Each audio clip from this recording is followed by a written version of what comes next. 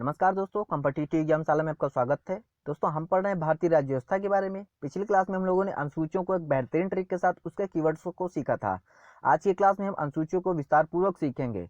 यदि आपने पिछला वीडियो नहीं देखा है तो आपको डिस्क्रिप्शन बॉक्स में उसकी लिंक मिल जाएगी, आप उसे देख सकते हैं। और यदि आप चैनल पर पहली बार विजिट कर रहे हैं तो पहले चैनल को सब्सक्राइब कीजिएगा, वीडियो के अंत तक रुकेगा। यदि आपको वीडियो अच्छा लगता है तो अपने दोस्तों में शेयर करना बिल्कुल ना भूलिएगा। तो चलिए स्टार्ट करते हैं।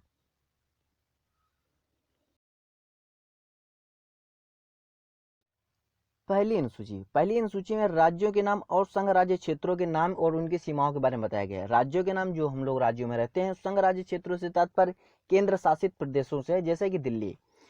राज्यों के नाम और न्याय क्षेत्र के बारे में अनुच्छेद 1 में बताया गया है, तथा जो केंद्र शासित प्रदेश है उनकी सीमाओं के बारे में अनुच्छेद 4 में बताया गया है। दूसरी अनुसूची में बताया गया भत्ते और विशेषाधिकारों में जो हमारे विशेषाधिकारी होते हैं उनके भत्ते और विशेषाधिकारों के बारे में बताया गया है। अच्छा, विशेषाधिकारी कौन से होते हैं? भारत का पहला नागरिक और राज्य का पहला नागरिक। भारत का पहला नागरिक राष्ट्रपति, राज्य का पहला नागरिक राज्यपाल। और लोकसभा के अध्यक्ष और उपाध्यक्ष। लोकसभा को हम निम्न सदन के नाम से जानते हैं, राज्यसभा के सभापति और उपसभापति। राज्यसभा को उच्च सदन के नाम से जानते हैं और इसका सभापति जो होता है वो उपराष्ट्रपति होता है। राज्य विधानसभाओं के अध्यक्ष और उपाध्यक्ष, राज्य विधान परिषदों के सभापति और उपसभापति, सर्वोच्च न्यायालय के न्यायाधीश, उच्च न्यायालय के न्यायाधीश और भारत के नियंत्रक एवं महालेखा परीक्षक, इनका प्रमुख रूप से भत्ते और विशेषाधिकारों के बारे में अनुसूची 2 में बताया गया है। अब बात करेंगे तीसरी अनुसूची की। तो तीसरी अनुसूची में बताया गया जो उम्मीदवार होते हैं उनकी शपथ का प्रारूप क्या होगा, जो हमारे नियंत्रक महालेखा परीक्षक को दी जाती है, जो हमारे राष्ट्रपति को दी जाती है, इन सबको जो शपथ दिलाई जाती है उसका प्रारूप क्या होगा, उसे तीसरी अनुसूची में बताया गया है। अब किस किस के अनुसूची के बारे में, किन किन के शपथ के प्रारूप के बारे में बताया गया है अनुसूची 3 में? तो संघ के जितने मंत्री होते हैं, मतलब सेंट्रल गवर्नमेंट के जितने मंत्री होते हैं, उनके संसद के निर्वाचन हेतु अभ्यर्थी जो होते हैं, वो संसद के जितने सदस्य होते हैं उनका, सर्वोच्च न्यायालय के न्यायाधीश, नियंत्रक एवं महालेखा परीक्षक, राज्य मंत्री जितने होते हैं उनके, राज्य विधानमंडल के लिए निर्वाचन के लिए अभ्यर्थी, राज्य विधानमंडल के सदस्य, उच्च न्यायालय के न्यायाधीश।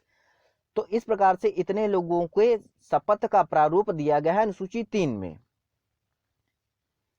चौथी अनुसूची में राज्यों तथा केंद्र शासित प्रदेशों के लिए राज्यसभा में सीटों का आवंटन किया गया है।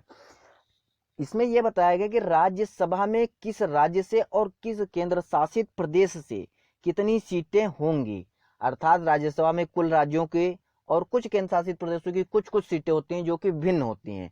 तो किस राज्य और केंद्र शासित प्रदेश से कितनी सीटें राज्यसभा में होंगी, ये अनुसूची 4 में बताया गया और इसे प्रमुख रूप से अनुच्छेद 4 और अनुच्छेद 80 में बताया गया है।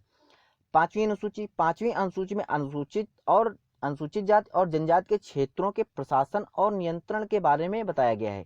अनुसूचित जाति और जनजातियां बहुत पिछड़ी हुई रहती हैं, तो उनके लिए विशेष उपबंध क्या होंगे, उनके लिए प्रशासन की व्यवस्था क्या होगी, उनके लिए नियंत्रण क्या होगी। इस प्रकार से जितनी भी चीजें बताई गई उसे 5वीं अनुसूची में बताया गया है, जिसे भारतीय संविधान के अनुच्छेद 244 में बताया गया है।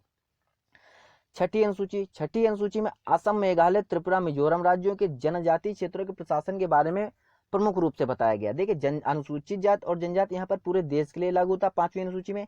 छठी अनुसूची में असम, मेघालय, त्रिपुरा, मिजोरम, ये प्रमुख 4 राज्यों के लिए स्पेशल जनजातीय क्षेत्रों के प्रशासन के बारे में बताया गया और इसे भारतीय संविधान के अनुच्छेद 244 और 275 में बताया गया प्रमुख रूप से। 7वीं अनुसूची में बताया गया संघ सूची, राज्य सूची और समवर्ती सूची के संदर्भ में राज्य तथा केंद्र के मध्य जो शक्तियां प्राप्त हैं उनको 7वीं अनुसूची में बताया गया, जिसे भारतीय संविधान के अनुच्छेद 246 में बताया गया। संघ सूची में कौन सी बातें होती हैं, राज्य सूची में कौन सी बातें होती हैं, समवर्ती सूची में क्या बातें होती हैं? तो सुनिए, संघ सूची में जिस पर सिर्फ और सिर्फ केंद्र बना सकता है विधि, नियम, कानून, वह आपकी संघ सूची से संबंधित वस्तु होंगी। राज्य सूची से संबंधित वस्तुएं क्या होंगी? जिस पर राज्य को शक्ति होती है कि वह इस पर कानून बना सके। और समवर्ती सूची वह सूची होती है जिस पर राज्य और संघ दोनों ही कानून बना सकें। लेकिन एक बात और उठती है, यदि समवर्ती सूची में कोई ऐसा विषय आ जाता है जिस पर राज्य और संघ दोनों ही कानून बना देंगे, तो वहां पर राज्य का जो कानून बनाया गया होगा वह मान्य नहीं होगा, वहां पर संघ का बनाया हुआ कानून मान्य होगा। इसे अनुच्छेद 246 में बताया गया है।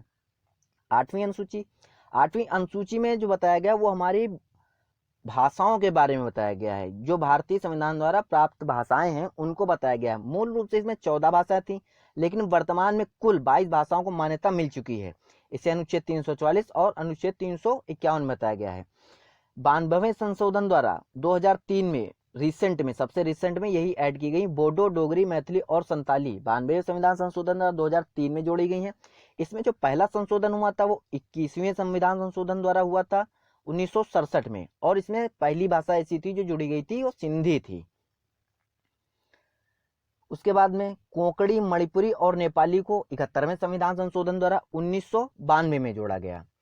नवीं अनुसूची, नवीं अनुसूची में भूमि सुधार जितने भी चीजें हैं और जमींदारी प्रणाली का उन्मूलन किया गया।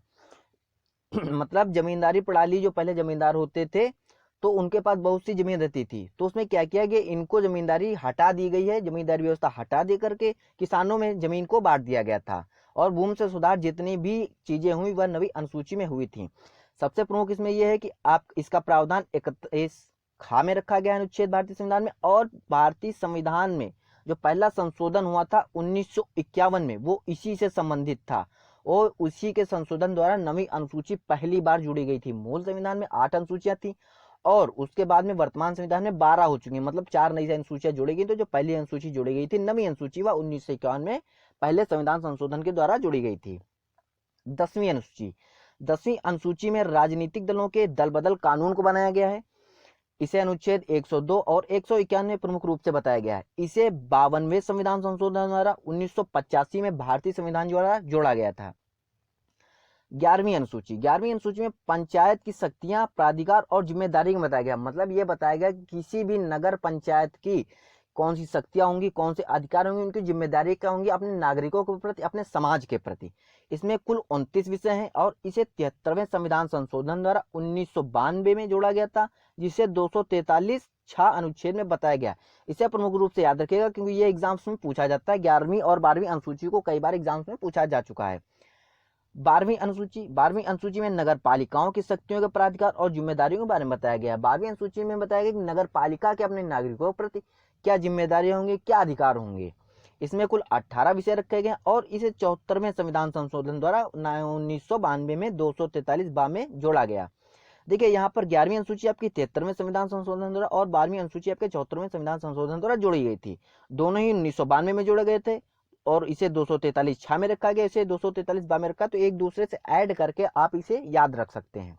आज के लिए इतना ही रखते हैं। उम्मीद है कि आपको क्लास पसंद आई होगी। यदि आपको क्लास पसंद आई हो तो अपने दोस्तों में शेयर करना बिल्कुल ना भूलिएगा।